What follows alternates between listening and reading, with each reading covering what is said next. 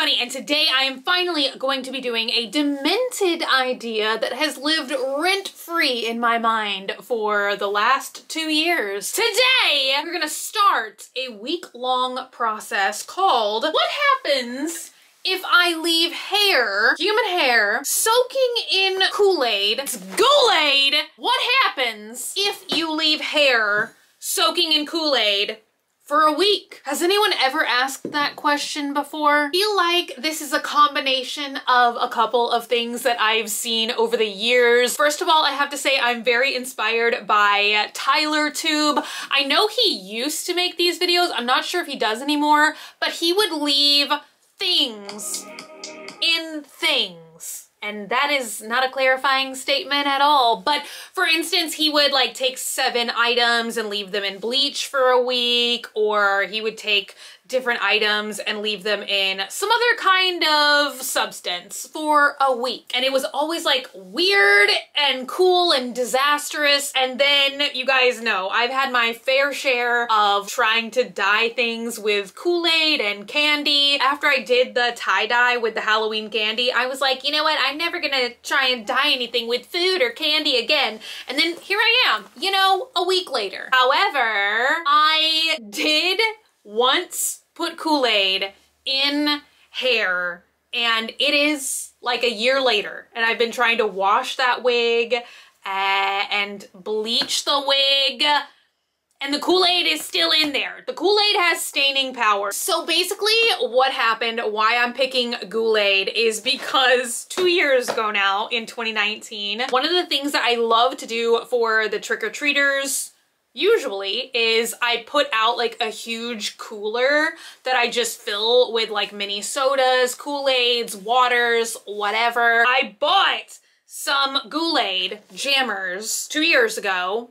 last minute, and I feel like just in the hecticness of what Halloween usually is, we must have accidentally left these Kool-Aid jammers in the trunk of the car, and I didn't find them until like halfway through last year. So I bought them in 2019 and I didn't find them until like halfway through 2020, and they'd been shut up in a trunk for that amount of time, and they're expired, you know? So why let them go to waste? I've just been hanging on to them for this very moment. Anyway, you guys, too much talking, not enough dying. I got this gigantic Mad Scientist jar on Amazon. And what I think I'm gonna do is like pour some Kool-Aid in there, then shove the wig in there, and then fill it with more Kool-Aid. I do have a couple more Kool-Aids if I need to get them.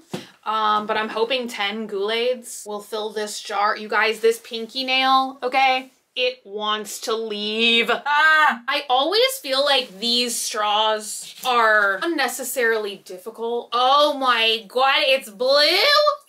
Why did I think it was kind of like purpley? I don't know why I kind of thought it was like a black purple. There's not that much Kool-Aid in there. This is gonna be like the color of Windex, honestly. It would be kind of fun to like just throw the packets in there as well. Why am I compelled to do that? I don't, we'll think on that life choice. I should have honestly calculated like the number of jar to number of Kool-Aid needed. Oh my God, this smells like so... It smells like kind of off. Kool-Aid, give me that tasty Kool-Aid. Tasty expired, disgusting Kool-Aid. 2 Kool-Aid. We've got half of the amount of Kool-Aids. Say bye-bye. I'm also curious to see like what color it's gonna turn the lace front. I don't remember for what experimental purpose I have this blank wig or why it has curls in it. Anyway, into the Kool-Aid she goes. Time to just shove it in there. This is gonna look great. Just mashing the hair down. See, that's what I don't know. You know, like, is this gonna have the same effect on hair that the powdered Kool-Aid does? You guys, I'm just asking all the questions today that nobody has ever needed an answer to. You know, like, how effectively can you dye your hair with a Kool-Aid jammer versus a packet of Kool-Aid? Nobody has ever perhaps wanted to know that before. Oh my god, it looks dyed already.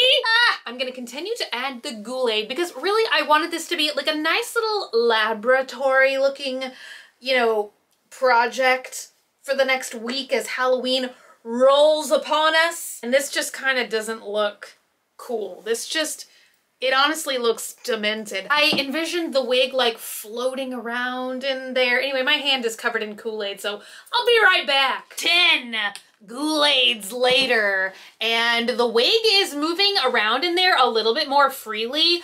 I thought that I could already kind of see what color it was gonna be, but now I'm kind of curious if this is going to work, because as the wig becomes, you know, more displaced with the more Kool-Aids I put in here, this bottom like really still looks very blonde. So maybe it's gonna turn out totally patchy. Maybe we're gonna get a nice all over even color. I don't know.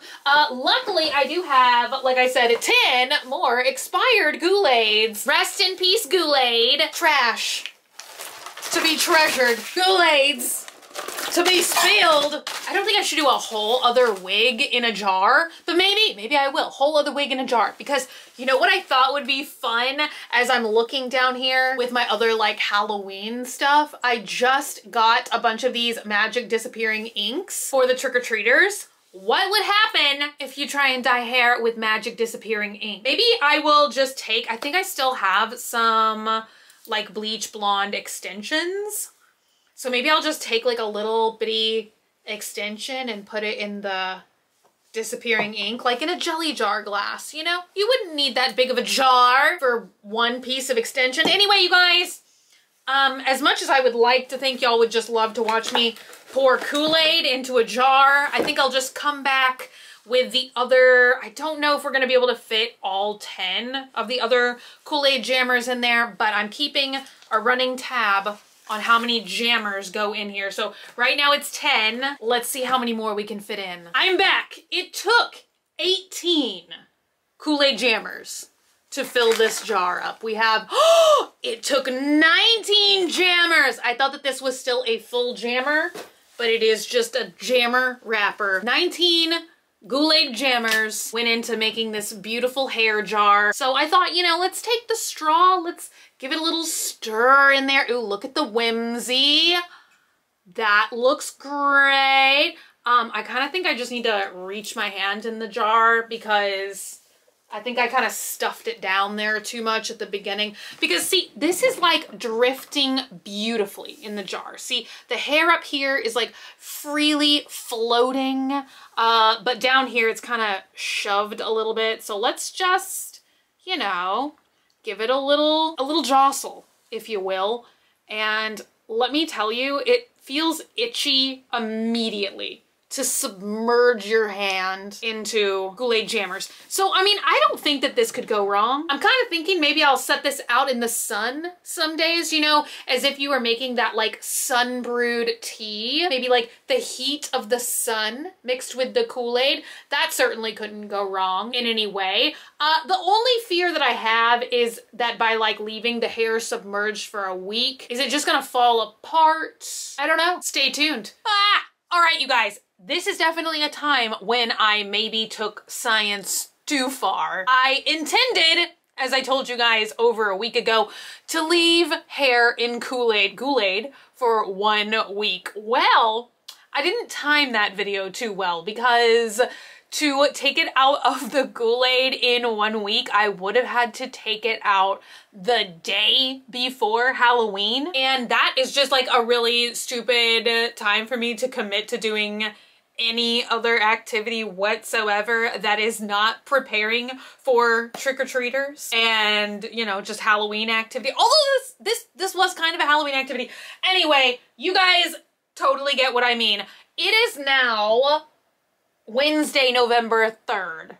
Today is the first day that I am making time to take this hair out of this jar and go wash it out. And actually, you know what? The cosmos are aligning perfectly for this little project because today it is supposed to hysterically start raining. So I was like, kind of like, I don't know what to do with this Kool-Aid. I feel like maybe, well, obviously I could probably just like pour it down a sink, you know, because you just pour food and other things with sugar down a kitchen sink. But for whatever reason, I always think it's easier to wash hair outdoors over the grass in the backyard. That was kind of my plan. And today, you guys, it is becoming cold, freezing cold by my standards. It's gonna be like 45 or 50. I am not ready, and it's gonna be raining. So like double gross, but it'll be great to wash all the Kool-Aid away. I am disturbed about this because you guys, I literally started to have nightmares about this, honestly.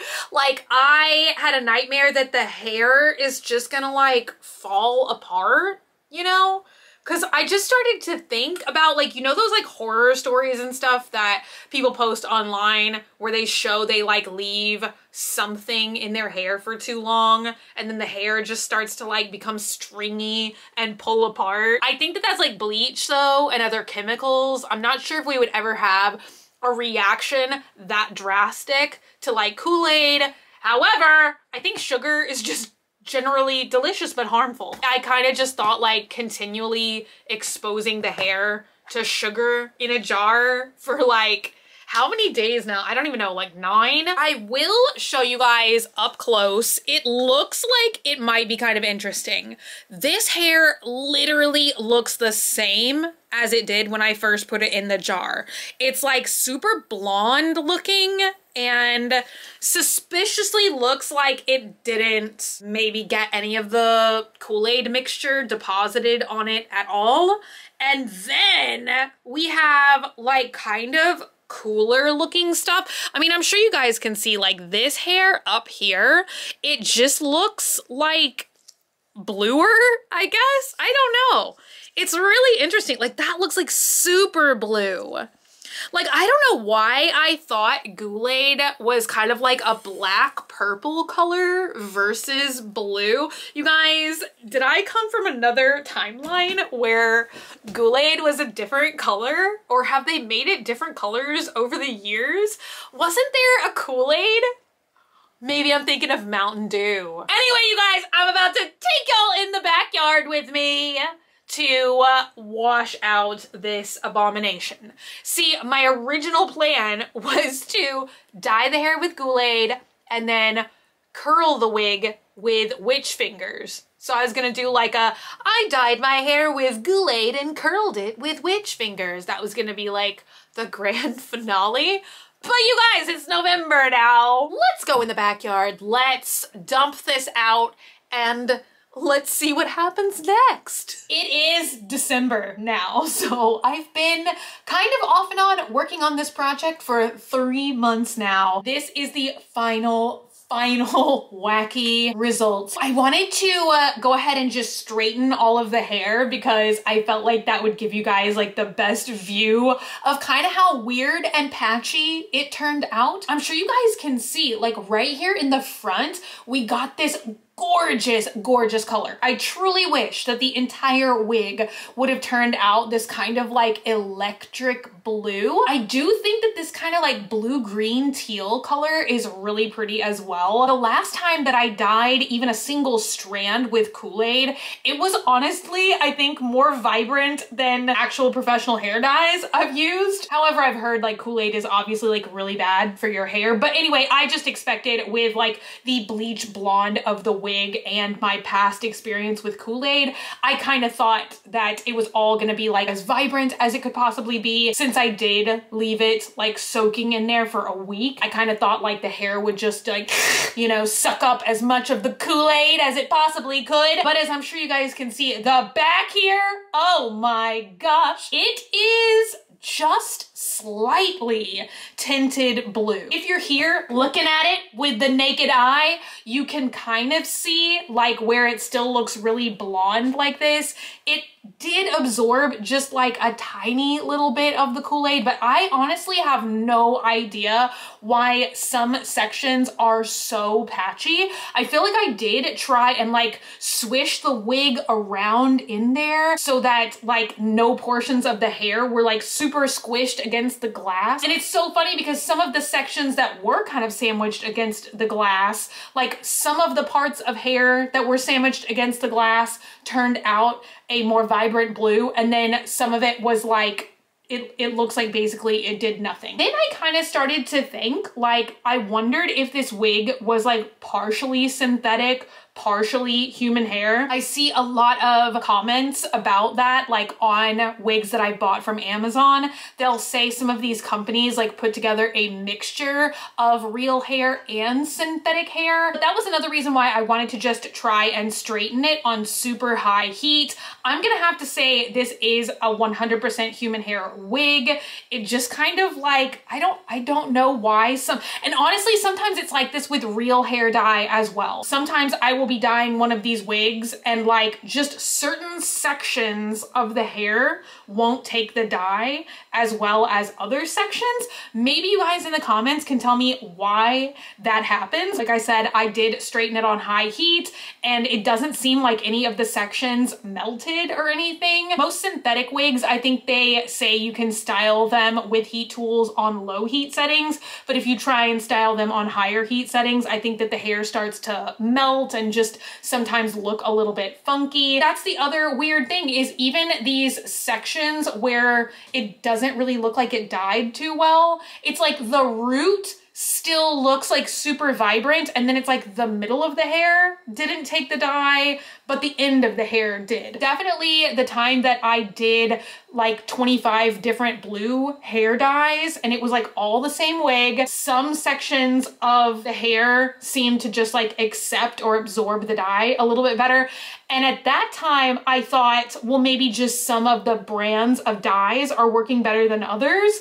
But now that I see this, it's just kind of a weird and funky thing that happens sometimes. I'm very excited to hear what you guys think about the results in the comments down below. I feel like this wig still has lots of potential in it. Maybe we can do another really fun project with it. Maybe you guys can give me some comments and suggestions down below for ideas for what, because like I said, I feel like it has a lot of potential. I feel like we can do a lot of other stuff with it. The washout process was super easy. I was shocked. I thought it was gonna be very messy. Usually it is a process to wash that stuff out, but this really is sticky at the very beginning, but then like I just washed it like probably 3 times and I put a little bit of conditioner on it, and I feel like the hair still looks remarkably healthy for being submerged in Kool-Aid for a week. And I mean, like I said, like 5 times.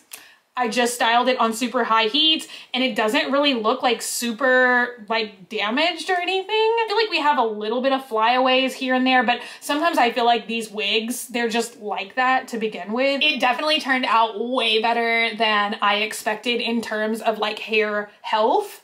Like I said, I was literally having nightmares about this wig, like just falling apart in my hands. So I'm glad to say that did not happen. Anyway, you guys, thank y'all so much for hanging out today and for watching. And let me know if you guys think I should like do something else in the future. Maybe I won't do like entire wigs though. Maybe I'll just do like extension pieces. Maybe I should make a whole video where I just put like hair in like, I don't know, 5 different substances and then leave it for a week. I don't know why I find videos like this so fascinating. Why did SpaghettiOs just pop in my head? You know, dyeing hair with SpaghettiOs. What would that do? Dyeing hair with tea. I I don't know, dyeing hair with invisible ink. What would happen? I don't know. So yeah, let me know if you guys want me to do any more gross hair experiments. But until then, thank you guys so much for hanging out today and for watching. If you're not already and you'd like to be, hit the button down below, subscribe, become a member of the Swamp Family, and give an alligator its wings. I love you guys so much, and I'll be back again very soon. But until I am, you guys can check out all the links in the info box down below. They will take you to Swamp Family Pop Sockets, to my Snapchat show that I upload new episodes to every Monday and Thursday afternoon, and also, of course, to my TikTok, which is TikTok at Graveyard Girl. I will be back again very soon. I love you guys so much. Bye!